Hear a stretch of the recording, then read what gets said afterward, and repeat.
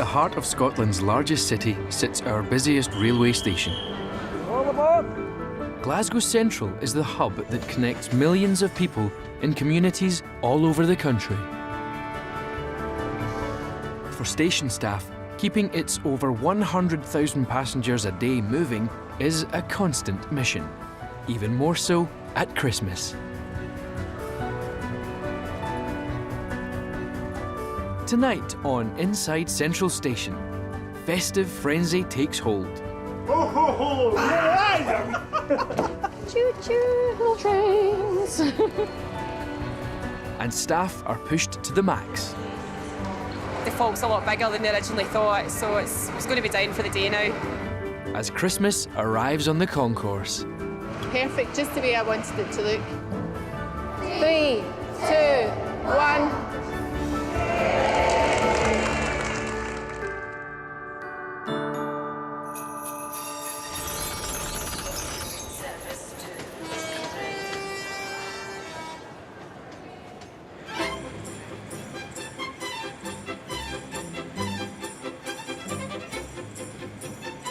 Over the festive period, over 3 million passengers will journey under Central's 2.2 square mile glass roof, as every day around 1,300 trains arrive and depart from the station's 17 platforms.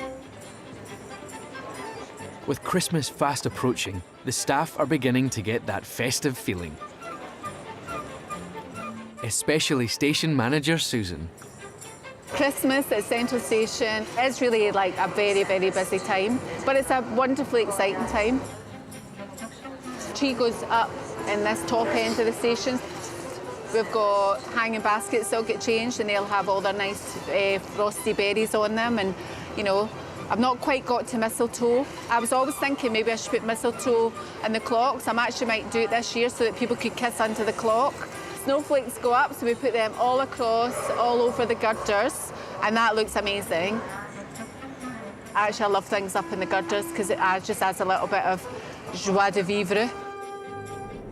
Susan plans for the station's Christmas tree to take centre stage right in the middle of the concourse. Keen to get an early start on spreading Christmas joy across the station is customer service assistant Josie. Right, so we've got these that will get hung up here. She's decided to give her booth a festive makeover with the help of her colleague Yvonne. So we've got ScotRail colour sort of things, and we've got choo-choo little trains. The great thing about the information desk is, you know, we've got that kind of freedom to decorate, you know, so we've got a wee tree up that's got little train decorations, obviously, and we've got like our initials, and they're like they light up, and you know, people always come up and admire the decorations. I love talking to the passengers at Christmas because everyone's just so happy. It is honestly magical. We usually have a huge tree that goes up, and usually have choirs that come in and sing, and the atmosphere in the station in general, it's lovely, it really is. There's people come in and they're just full of Christmas cheer and spirit. They're happy and they're excited for Christmas, and they're usually going places to spend time with family that they've not seen for ages, and I love that. So as you can see, there's a theme. There's a theme. Do you think it might be railway? It could be. Lovely, fantastic. A little bit of Christmas in the station. Oh, you've got the key, haven't you, Kev? Yes, I've got the key. Maintenance worker Kev and supervisor Stevie are searching behind the scenes of the station. You can't swing a cat in here. They're on the hunt for decorations to help fulfil Susan's big Christmas makeover mission. Mary and Joseph up here, the three wise men, a camel, Santa, there's baby Jesus. A wee bit dusty. Their job's to put up the Christmas decorations. Yep. Put snowflakes. Picket fence round the tree. Yep. Nativity scene. And the snow. We have to make it snow. And the snow. We have to roll out the snow. We've got the hay, and we've got Santa. Big Santa.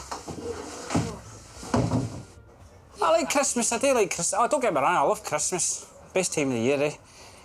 But it's just the lead up. There's that much to do before you can start to enjoy yourself. Did you sing the... Huh? Did you sing the song? We Three Kings of the Orient Are? 2 in a taxi and 1 in a car. Hey, that's two Right. complete. Next. Decorating Central for Christmas can only be done while the station is shut. Taking 2 nights to complete, Phase 1 is building the 20-foot Christmas tree. Erected by a team of 6 special contractors working against the clock, they must finish before the morning rush arrives. And team leader James knows there's no time for mistakes. Yeah, which is about bang on. That. Yeah, that's fine. Yeah. And what we've got to try and do is just make sure that the top of the tree is in line with the girders up at the top. That's where the star is going to be hung, so we need to make sure that the tree's in the right place. With 160 individual branches to be clipped into place, the tree is like a huge jigsaw puzzle, which has to be built from the top down. Apart from the top section of the tree, which is already pre-built and pre-lit, every other section of the tree is separate branches. So after they've been in storage for the year, they come back out. We have to get all the tree branches out, and they have to be manually fluffed out to expand the branches to obviously make the tree look full when it's up. So it's one of the most time-consuming bits of putting a bigger tree up. And with the clock ticking before the station reopens, time isn't on their side. They get sorted out, they're all colour-coded for their branch length, and then once they go onto the stem there, we match the colour codes up, and then that's how the tree gets built. It's a long shift, but see when you see it all finished and done, it's amazing. Overseeing Phase 1 from the Central Station team is customer service assistant Jack. Different colours this year, yeah, so we've gone from red and gold to silver and aubergine this year. Do you know what? I like it. Nice. Yeah, I think it's good. Nice. It was quite interesting to see the actual work that goes into putting up the tree. It's not so much you just buy a tree out of a box, put it in your front sitting room and that's you. It's actually a lot of work. So why is it you start from the top then? The bigger branches are at the bottom of the tree. Right. So if we started from the bottom, putting the bigger branches on, we wouldn't be able to get in near enough to the tree safely to be able to put the top on. Each separate branch actually clips into little holes on the post. Every day's a school day. Nearly 3 times the size of the average artificial Christmas tree, this is no simple build. Job done. Top of the tree safely secured, the big build is underway, as is decorating the rest of the station. Further down you go, the easier it becomes. Well, it's 3:30 just now, so the guys should be finished by 5 o'clock. It is a hazard having vehicles moving through the station during station opening times, so that's why we say to the guys, you need to be finished by this time, keeps everybody safe. Obviously, if the guys finish in good time, we get the vans out here, all the gear packed away, barriers moved back, that's best case scenario, but due to time constraints, it's going to look like we're cutting it fine, so the station will probably open. The guys will keep working, but we will have to move the vans. Branch by branch, the tree is growing, but the clock keeps ticking too. We've got to move everything off the platform now. The station will be opening in the next 10 minutes, so we need to get the mute off the platform, move the vans, tighten the barriers just while we finish off. With the first train departing from Manchester Airport at 4:22 a.m, the doors are opened. Come on in, troops. While the team frantically try to finish before the concourse starts to get busy. So all we've got to do now, the last few rows of branches, then we cover the box with some snow, parcels on the top, and just finish off the lights, and that's it. Progress in the last half hour has been quite immense, to be honest with you. It's looking really nice. So a lot of people take pictures, selfies and that when they're next to the tree. So I'm sure we'll get a few comments on the changed colour this year, and I imagine they'll be positive as well. Perfect. Phase 1 complete. Susan's decoration master plan is halfway there. The next step will be adding some Christmas sparkle.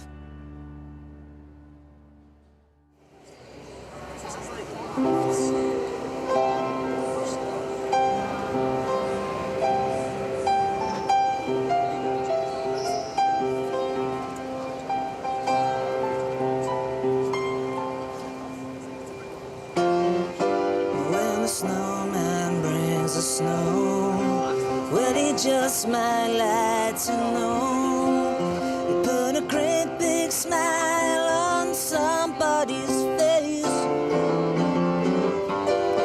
When you jump into your bed, quickly cover up your head.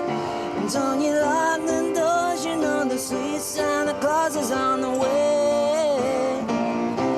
And well, I wish it could be Christmas every day. When the kids start singing and the band begins to play. Oh, oh, but I wish it could be Christmas every day. So let the bells ring out for Christmas. Why don't you give your love for Christmas?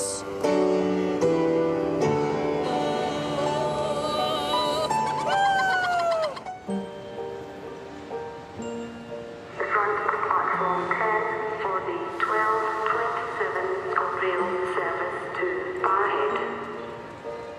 Today, Karen, the voice behind Central Station's travel announcements, has been called in by Shift Station Manager Drew to record a special festive message. We're in the comms office, the communications office, so we're about to do a recording to wish all of our customers a Merry Christmas on behalf of all the staff here at Glasgow Central Station.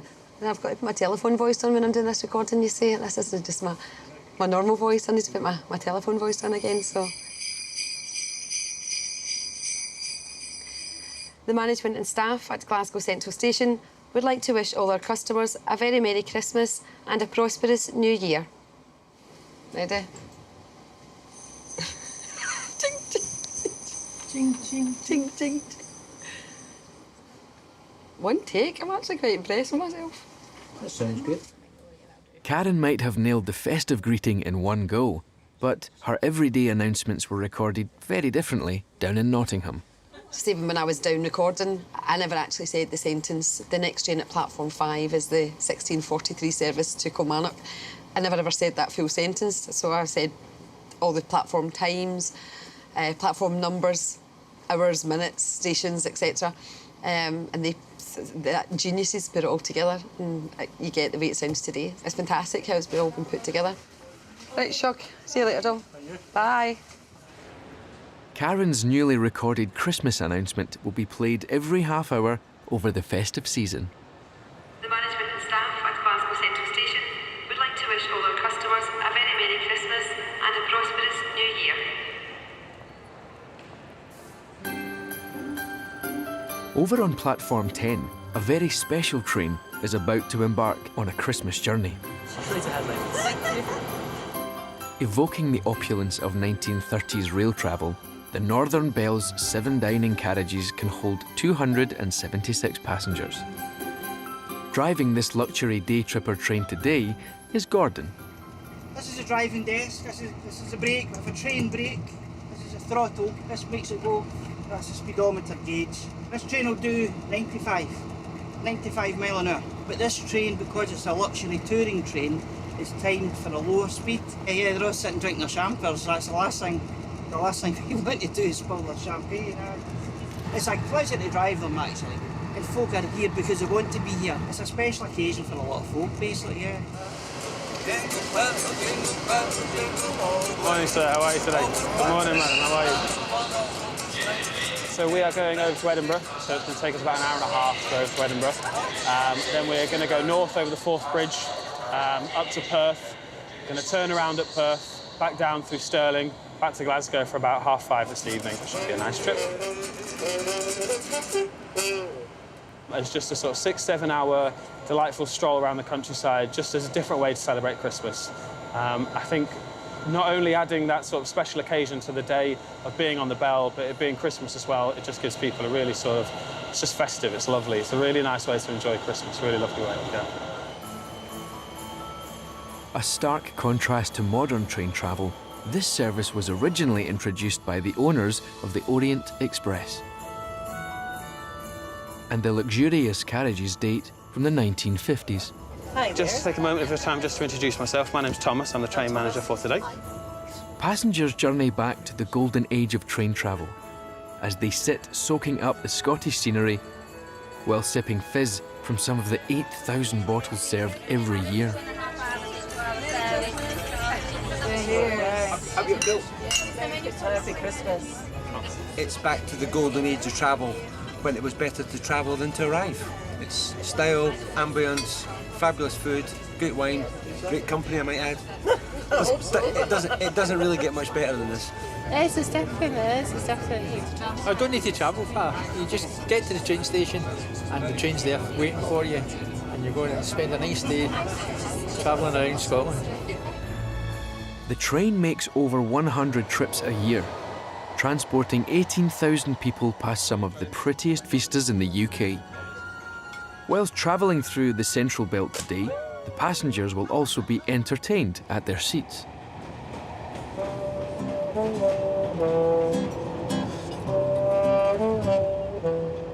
We play it by ear. We've been doing this a long time now, so we know exactly what to do. We go up and down the train twice, don't we? Yeah. And we try not to get in anybody's way, but it's impossible sometimes, obviously because of the service. Yeah. But, well, we seem to have, we've got down to a T now, so. We haven't. Yeah. As the passengers relax and unwind, 28 members of staff tend to their every need, including serving a 7-course meal. It's a lovely girls' day out, just to spend time with friends. We kind of decided to dress up, didn't we? Just, well, why not? Something a bit different, a bit special, so... Well, the era of the trains, the 20s, 40s. Yeah. It's fun, the champagne is flowing. Yes. The company is brilliant. Yeah. And we loved the wee band. Yeah, the wee music was great. Yeah. Love you all. With the fizz flowing, the passengers continue on their 159-mile festive jaunt before returning to Central Station at the end of their journey.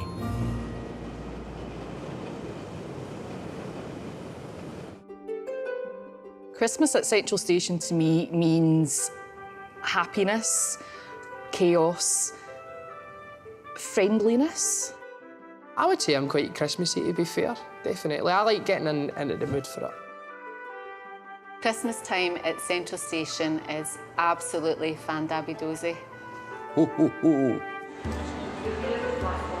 The season of goodwill sees ticket sales soar thanks to the influx of passengers. But over at the ticket office, the staff don't let the pressure stop them from enjoying some festive fun. Oh, ho, ho! Travel shop team leader Colette and supervisor Jim take the whole business of Christmas very seriously indeed. That suits you. It does suit me. It looks like my natural hair going bald, doesn't it? You know what I mean? The receding hairline of James. They've swapped their normal uniforms for festive attire to raise funds for MND Scotland, the motor neuron disease charity. ScotRail has been sponsoring it for the last 4 years now. We do a lot of fundraising. We're going to put on our Christmas jumpers to raise some funds for it. And plus the fact we get to wear Christmas jumpers. And I get to wear a Santa suit. Yes, he does. Dressing up as Santa is one thing, but when it comes to decorating trees, Colette and Jim have completely different ideas. See, normally I put them on first before I put all the baubles on. Yes, well, now we know. We'll remember that next year.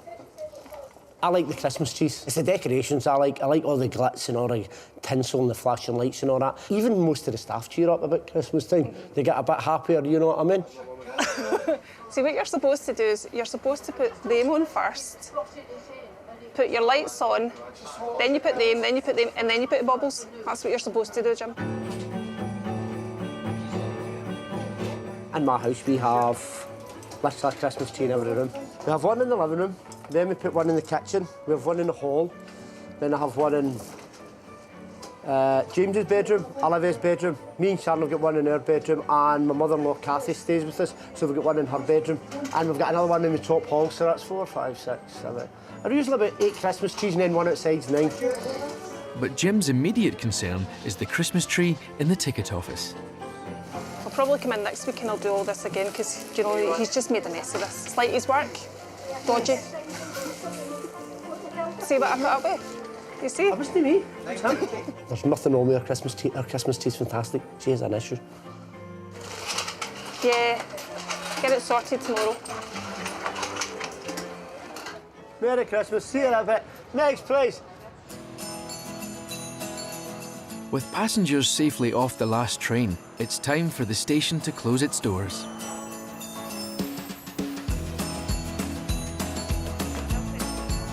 And for phase 2 of Susan's master plan of bringing Christmas to Central. For maintenance team Kevin and Stevie, it's going to be a busy night as they're on decoration duty. Beep, beep, beep, beep. We'll just get them all out. Aye. I'll pass him over. This is a shepherd. Yeah, watching over his flock. Two cows, a sheep and a donkey. Hey, Senna. He's lost weight since last year. I think that's your lot. Got it? Yep. OK. Armed with their nativity characters, Kevin and Stevie are ready to create an eye-catching stable scene under the strict leadership of Susan. Last year, we never had a star. And I was kind of thinking, do you know what? It just looks a bit unfinished. So I've come in tonight just to supervise my new star going up. So I'm invested, want to get it looking nice, get this up, get things up, all our snowflakes and things up tonight, which is going to be great fun. So you've either got a star or a fairy on your tree. So I mean, a tree just doesn't look finished unless it's got something on top. So that was my complaint last year, that I just felt my tree didn't look finished. So now, because I negotiated and said, could you find me a star? They've done a magic job and I've got a lovely star and we'll get that on the tree tonight. So I'm actually quite excited. Nativity scene set. Next, it's the turn of Susan's tree topper. Get the star, Susan, please.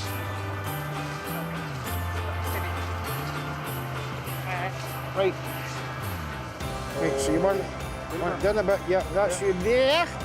There. Yeah, perfect. The star will be suspended from the girders, giving the illusion that it's sat on top of the 20-foot Christmas tree. But it's the first time in 3 years that I've been here. I've been actually up in the girders. But it is actually some feat of engineering when you look at it, isn't it, up here? Oh, big time. You've kind of got like the best job in the world though, don't you really? Because you see parts of things that we just never get to see. I know. I feel like I've got a tear in my eye. I feel all emotional about getting a star up. Yeah, There's nothing better to do on a Saturday night. Yeah, no, I would disagree with you there. While this might not be Stevie's dream Saturday night, for Susan, it's special, as she's desperate to make her station shine bright this Christmas. I think it looks great. I know, but honestly, I think it's absolutely fantastic. OK, go down, folks. Oh, it does. It looks amazing. That's brilliant. Oh, thanks. You're welcome. Thank you. Thank you, thank you, thank you. Thank you. Thank you, look at that. I honestly had a wee tear in my eye there. You know. It looks amazing. Perfect, just the way I wanted it to look. The star actually is perfect. Perfect size, perfect look. It looks like it's meant to be there. Star safely sitting on top of the tree. Kev and Stevie now need to suspend the huge snowflakes, or frosticles as Susan calls them, all around the station.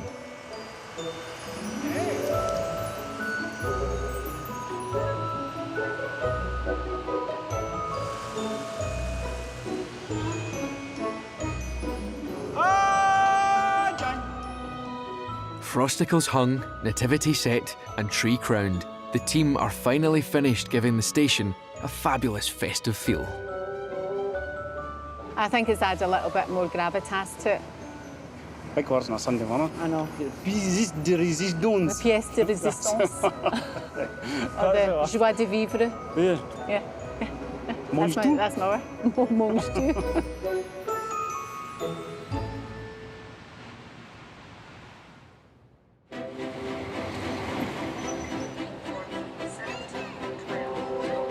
It's the next day, and Christmas spirit is in the air as a steady stream of excited school kids enter the station, ready to help make Central's 20-foot tree shine bright. Today we're going to light up our tree, so we have an annual lighting of the tree and we invite a school in. So we're looking forward to it.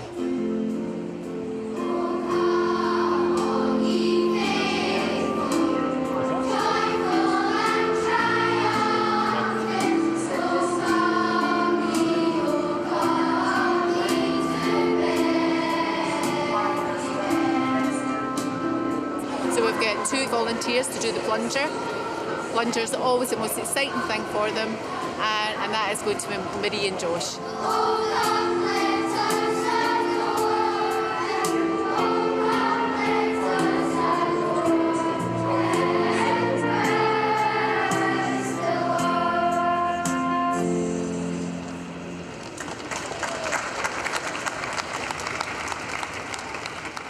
Welcome to Glasgow Central Station. Thank you all for coming, for your support today. So Marie and Josh, do you want to take up your positions? Let's start the countdown. 5, 4, 3, 2, 1. Yay! Thank you. So let's get on with some lovely singing. Well done, ladies and gents. We wish you a Merry Christmas. We wish you a Merry Christmas. We wish you a Merry Christmas and a Happy New Year. That was fantastic. The children never let us down. They always come and sing, and it's very hard, I think, for them to stand in front of all these people and sing for us, but they love it as well. We love it. So it adds a little bit of sparkle to the day. I'm all excited. That's me. I feel Christmas spirited now. Tidings we bring to you and your king. We wish you a Merry Christmas and a Happy New Year.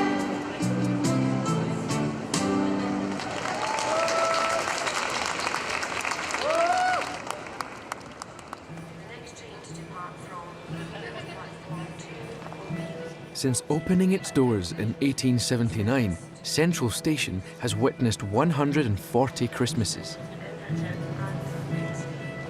From the present hunters to those heading home for Christmas, and the work party pals to Santas in red tights. This station has seen many years of festive cheer, as station tour guide Paul can testify. Christmas in the early days of Central Station was completely different from what we've got today. As you can see, we have this huge Christmas tree behind me here. We've had this every single year since I started in the railway, a long time ago now. But in the early days, it was completely different. The Victorians in Glasgow never celebrated Christmas to the same extent that we do today.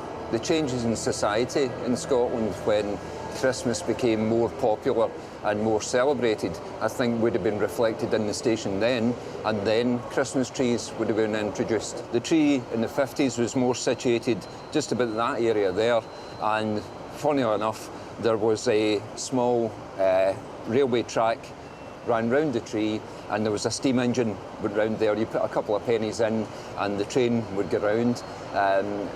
I've discovered that seems to stick in the psyche of many people in Glasgow. In the early years, even when I was growing up, the trees were never as ornate as they are today. And I think that's been replicated again within the station. You know, they became more fanciful and decorated that we've got here. I remember when I first started in Central many years ago now, the tree itself was a lot smaller than that. It was a real tree. One night, I actually put the tree up with another couple of members of staff, and the thing was a hell of a weight and actually fell down on top of us, but we got it back up again eventually. Of course, it's not just people who have passed through Central Station over the years. Parcels, postcards and letters have played a big part in the history of this iconic building too. Where we are in the station right now is where the TPO was for many years. The travelling post office is a great way of transporting letters, postcards and parcels from one city to another. As you can see to this day, the railings here are still painted red, and that's because of the Royal Mail itself. The gate there was locked and the sacks of letters were brought into the station and put down there for safekeeping until the train itself departed from platform number 10 at night. At Christmas time, some very important letters would have passed through this station, as children from all over Scotland sent off their present wish lists to Santa Claus, a tradition that dates back to the Victorian era. There's a great story about the travelling post office that a couple of days before Christmas, one of the trains was making its way down to Euston. Instead of it making stops, the train would slow down. There is these huge contraptions that hold the bags of the mail in them, and they would have a hook on the train itself that would wrap round about the bag and pull it in. But things went wrong this one night, and it had to be heading towards Christmas. The train slowed down as usual. They leaned out to grab the bag slipped from their grasp, and the result was absolute chaos because the bag had burst. The letters to Santa and the rest of the important letters were strewn along the trackside. The train had to stop, and it took all the staff a good while to run out and gather up everything to put them back into the bags to make sure that Santa got his letters.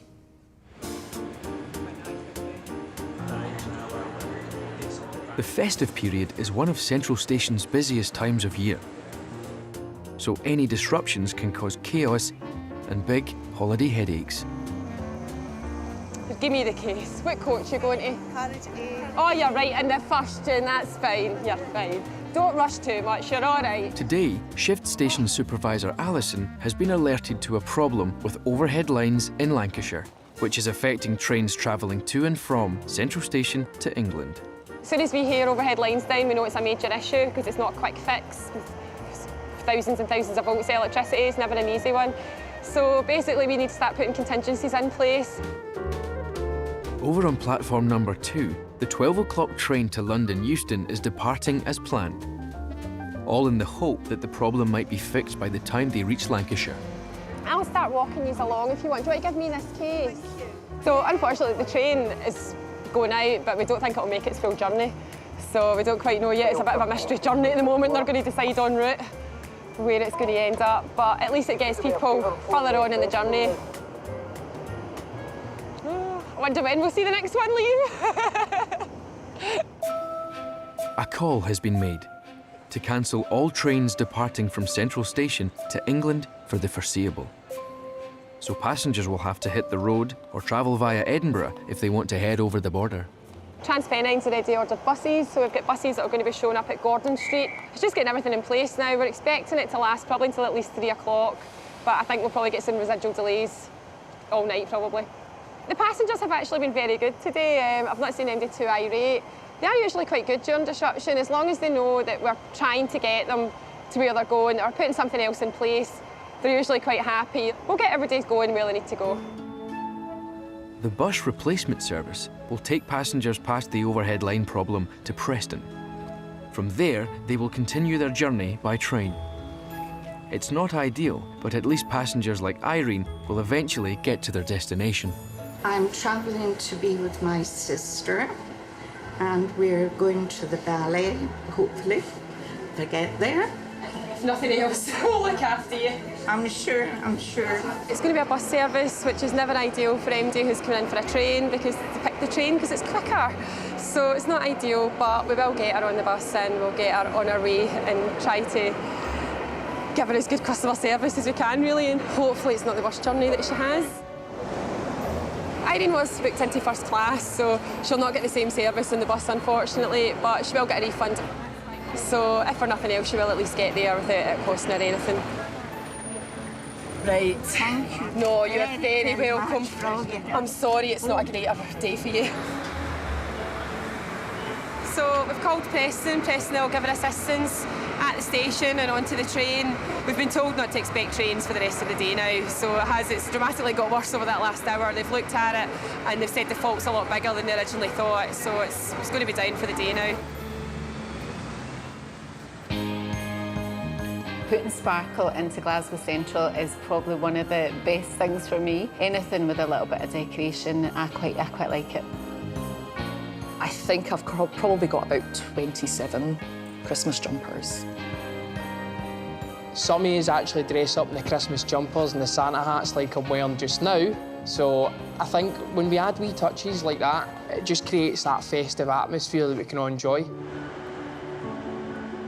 During the winter season, the cold weather puts extra stress on the tracks, which can lead to problems.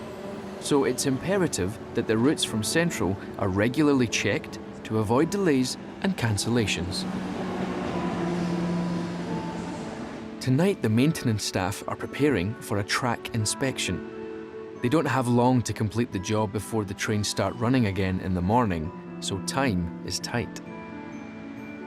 Overseeing the team's nighttime operation is Signal and Telecoms maintenance engineer Lee and Signalling section supervisor Campbell.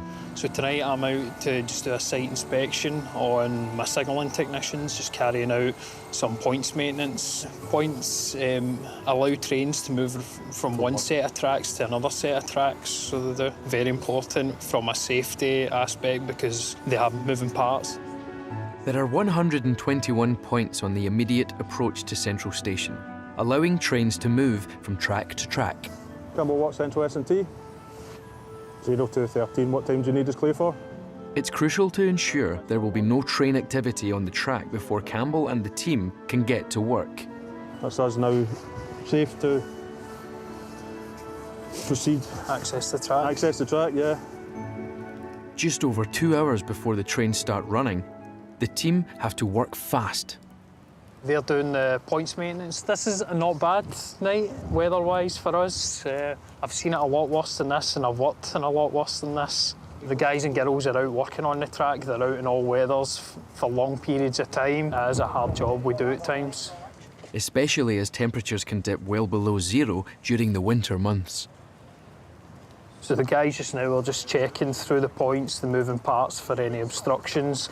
They're removing the lock body covers. We're just going to check everything's tight in there, there's nothing loose or warm. The technicians will remove any litter because trains can pull litter and move it about as they're passing through. And if the litter gets jammed between the switch rail and the stock rail, that'll cause an obstruction and cause a points failure. And failures mean delays, so the team need to spot even the tiniest obstructions on the track. That's slithers of metal. Any wee bits of metal, if they end up in the insulated block joint, getting down here or bridging across here, can cause a track circuit failure. So we fit magnets either side to gather the slithers of metal. It takes a team of 10 workers to complete the track inspection by the 4:30 a.m. cut-off. So that's us now confirmed with the signaller that the points are back working and they're ready for operation. And just in time, as the first train arrives to prepare for its early morning departure to London.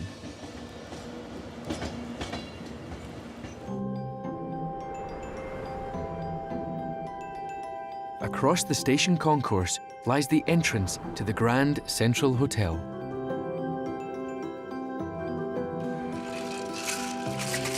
Here, Christmas festivities are also well underway. And it's all hands on deck. Always on the job, always.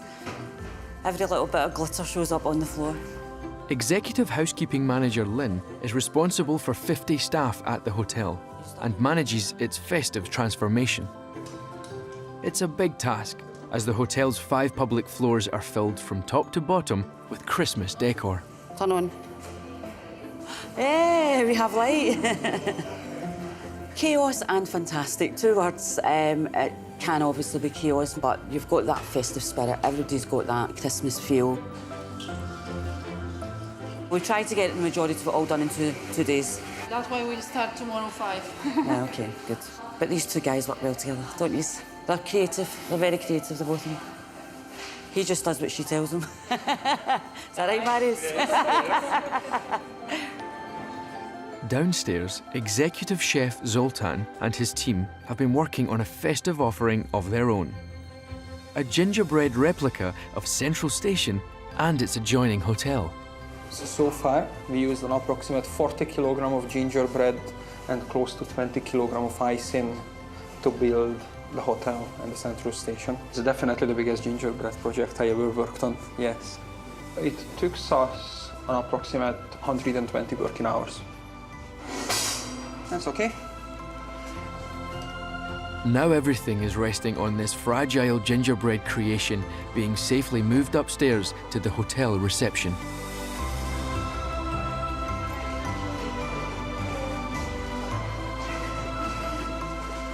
Come closer to me. Closer to me, closer to me. Okay? All the hard work that the team put in is finally will be on display. Here, Zoltan can add some finishing touches. So we can sprinkle some icing sugar from above, and it will have the falling snow effect. I hear those sleigh bells jingling, ding, ding, ding, ding, ding.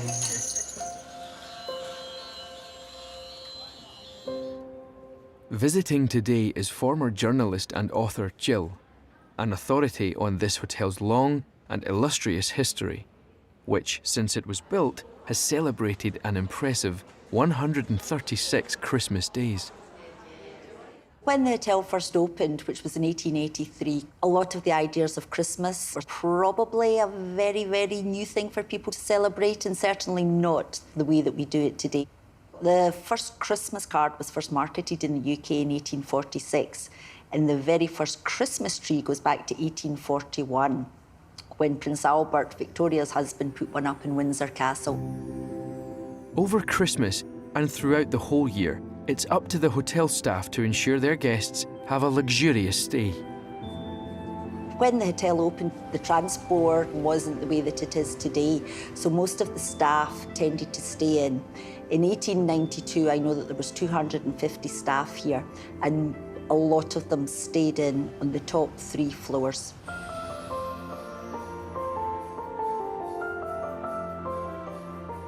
The staff were very sociable, and I believe there was a lot of parties in the staff quarters where they all used to chip in and for the drink, and somebody would be sent away to the off licence. And many years ago, there was a casino right across the road from here called the Chevalier, and a lot of the staff used to go there after they had actually finished their shift.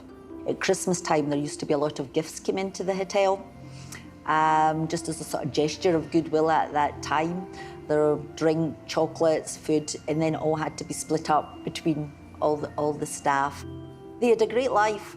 This hotel had its own football team, and they used to go away and play against other British transport hotels like Gleneagles.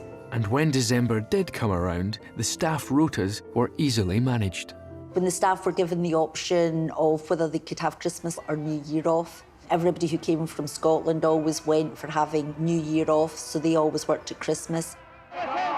And the year is 1958. Listen to the crowd go now. Look at that, Jack. Isn't that wonderful?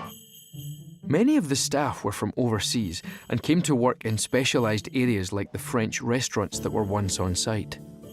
The Malmaison restaurant opened in the 1920s and lasted until 1984, so people could come to the Malmaison and still have the fine French dining. La Fourchette was much simpler. I always find it quite amazing that Glaswegians took the Malmaison and La Fourchette to their hearts, which they did. It was where everybody went for a very special occasion. And one story I'd heard of was of a girl who was having melon, and the waiter approached her and said, "Would you like some ginger in your melon?" And she says, "No, thank you, I'd rather have iron brew." With staff coming from all over the world, the hotel did its best to make sure that Christmas was a special time of year. They had a staff Christmas dinner. They also had a Christmas party for all the children of the staff, and I think there used to be about 40 or 50 children came to that. And they had entertainment, and of course Santa came. And they were held in the ballroom, and they had a tombola, they had a band, and they had a disco, if you remember what discos are. I don't think people actually realise how many people were actually involved in making this hotel run properly.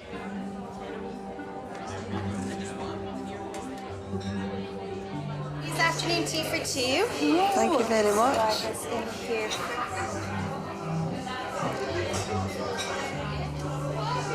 That's lovely. And 2 visitors who know more than most about the intricacies of running this hotel are identical twins Lily and Jean, who are celebrating their 60th birthday with an extra special day out. Both myself and Jean worked here in 1975. Started in here when we were 16-year-old and continued working here throughout our lives up until the 1990s.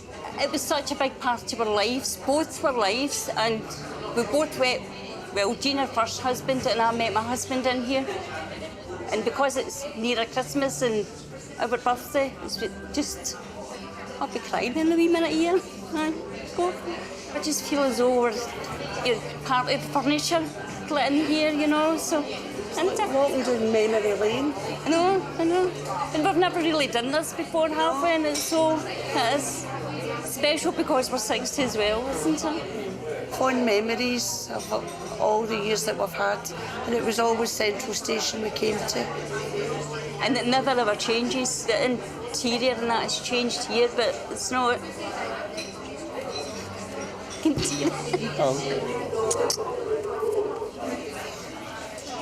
Just kidding. And for the first time in 25 years, the twins have returned together for an exclusive behind-the-scenes tour. Hiya. Hi, I'm Lily. Nice to meet you. Nice to meet you. I'm Jean. Maintenance assistant Dale is taking the twins to the old staff quarters in the hotel's upper floors. We could probably take you. You could? That's it. You've got more knowledge of the building than me. Today, these floors lie abandoned in the midst of renovation, but once they were a bustling hub for the staff who worked and lived here. We look at the old lights. I know, that's the original ones, I think. My bed was right there, and my great man's bed was there. And I used to smoke out that window. Oh, aye. Right onto the station. No, that's the girls' section. That was why we used to sneak up to the 7th floor. That was males only. Not that I ever did. Jean did, she told me.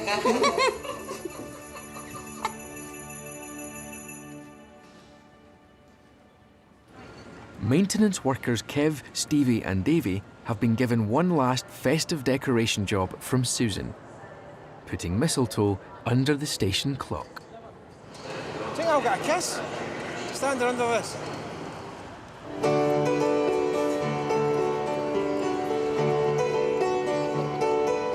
They've got cars big as bars, they've got rivers of gold. When the wind goes right through, you've no place for the old. When you first took my hand on a cold Christmas Eve, you promised me Broadway was waiting for me.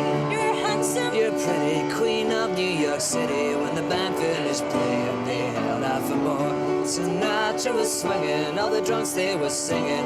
Kissed on the corner, then danced through the night.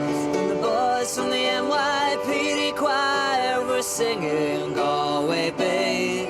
And the bells were ringing out for Christmas Day.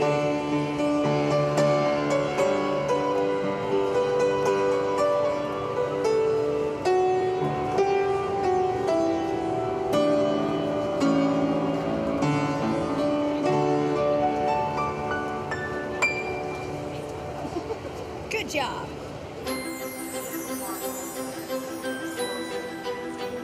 From Black Friday at the end of November, right through December, people flock to Glasgow's 1,500 shops and trendy style mile.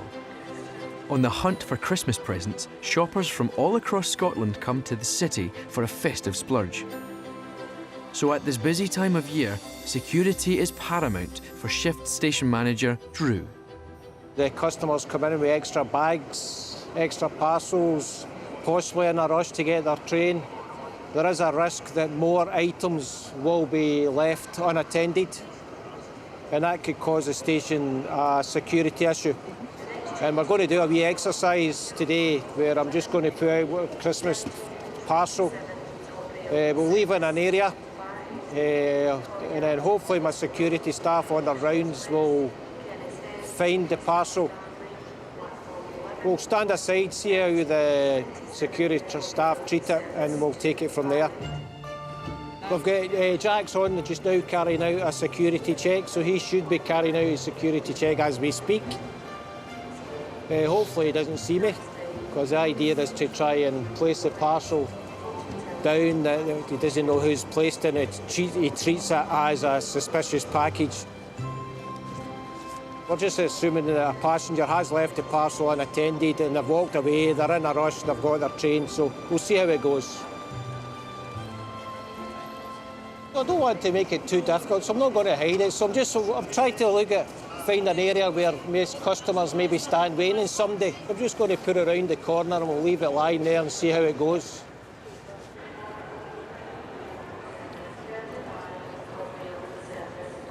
We're checking and I've lost sight of Jack, but I think he was coming round the concourse area. It can be harder to do a sweep when it's so busy due to, you're constantly trying to move through passengers and you're looking out for a lot more different things as well. You do get your usual people leaving Christmas shopping on the concourse. Definitely this time of year does have its challenges when it comes to security.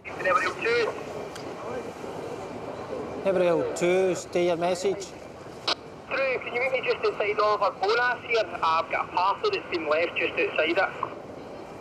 That's Sir Roger, I'll be there as soon as. Hi, Jack. All right, Drew. What have you found?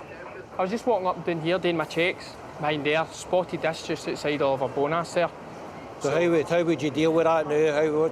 Take it to the lost property, have it x-ray scanned, find out what's inside it, make sure it's secure. If it was, you were 100% sure it was suspicious, who would you call? Would you contact the British Transport Police, also contact yourself? That's good, well done.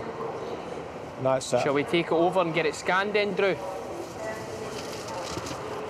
Well, I don't think we need to because it was me you planted it, that's it.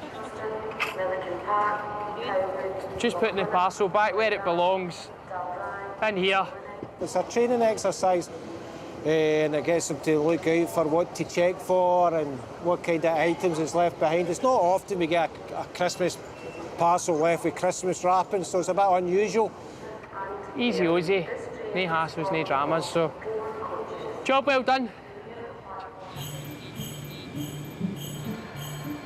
Over 100,000 people descend on the station every day, and today they're joined by hordes of Santas. They're here to take part in Glasgow's annual festive fun run, the Santa Dash. I think there's about 130 Santas running today from Rolls-Royce. Yeah. No, I'm not running. She's holding the bags. I'm holding the bags. And as the day goes on, that's all you'll see is just the red and white going about Glasgow. It's a fantastic sight here.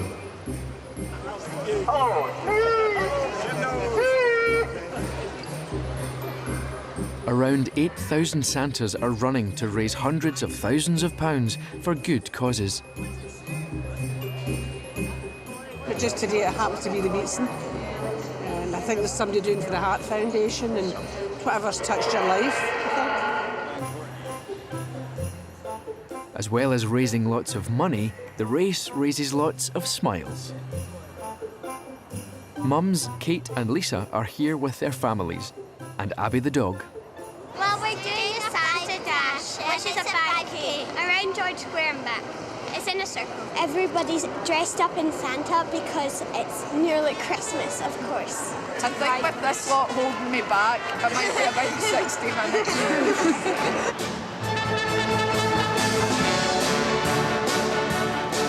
As the Santas leave the station to make their way to the start line, their place on the concourse is taken by musicians from the Nevis Ensemble.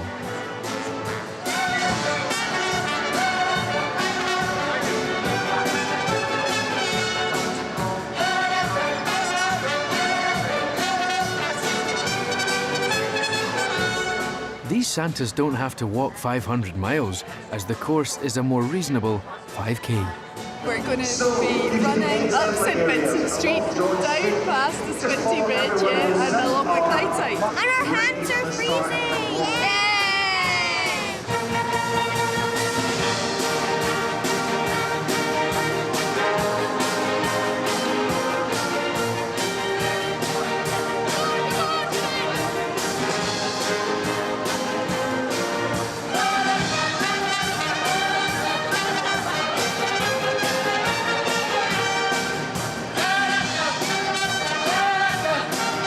Da da da da da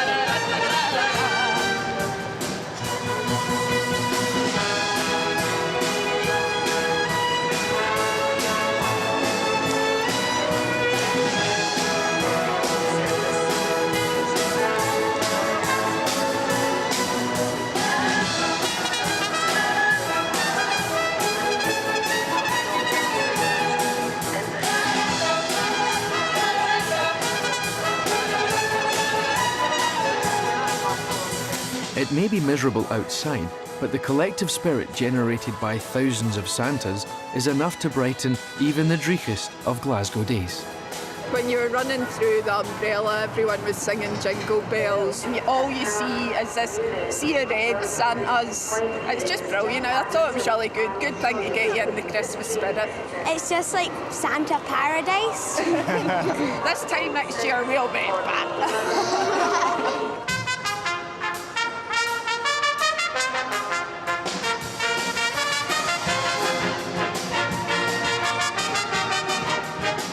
Station manager Susan and her partner Callum and daughter Gabrielle have popped in to check out the music. The perfect opportunity for Susan to make good use of her mistletoe. I've already had a little kiss under it, so it's all good. I forced them onto the mistletoe. I looked away. I don't like that.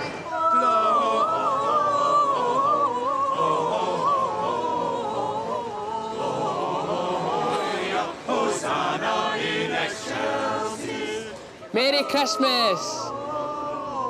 Merry Christmas! Ho, ho, ho! Merry Christmas! And Happy New Year.